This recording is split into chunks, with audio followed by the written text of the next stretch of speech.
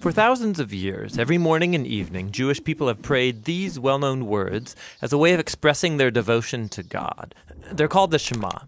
Hear, O Israel, the Lord is our God, the Lord is one. And as for you, you shall love the Lord your God with all of your heart, with all of your soul, and with all of your strength.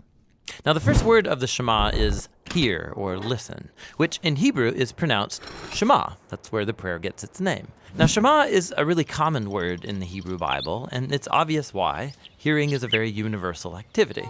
It's usually connected with the ear, as in Proverbs chapter 20, ears that shema and eyes that see, the Lord has made them both. Now that seems basic enough, but if you look at the other ways that Hebrew authors can use the word Shema, they use it to mean more than just let sound waves enter your ear. In Hebrew, Shema can also mean pay attention to or focus on. So when Leah, who wasn't loved by her husband Jacob, she has a son, and she names him Simon, or in Hebrew, Shim'on, because, she says, the Lord has sham'ad, that I am unloved. So Shema means to hear and to pay attention to, and even more. It can also mean responding to what you hear. This is why so many of the cries for help in the book of Psalms begin with a call that God listen. Psalm 27, verse 7, Shema my voice when I call, O Lord. Be merciful, answer me. So asking God to Shema is at the same time asking God to act, to do something.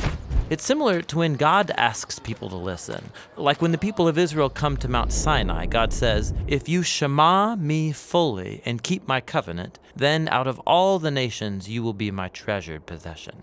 Now there's a couple interesting things about this verse in Exodus. In Hebrew, the word shema is repeated twice in this sentence to give it emphasis. If you shema, meaning listen closely. But also notice that from God's point of view, listening is basically the same as keeping the covenant. So when God asks the people to shema, what he means is that they listen and obey. And that's the last fascinating thing about Shema. In ancient Hebrew, there is no separate word for obey, meaning to carry out the wishes of someone who knows better than you or is in authority over you. So in the Bible, if you want to say, I will listen and do what you say, you use the single word, Shema. In Hebrew, listening and doing are two sides of the same coin.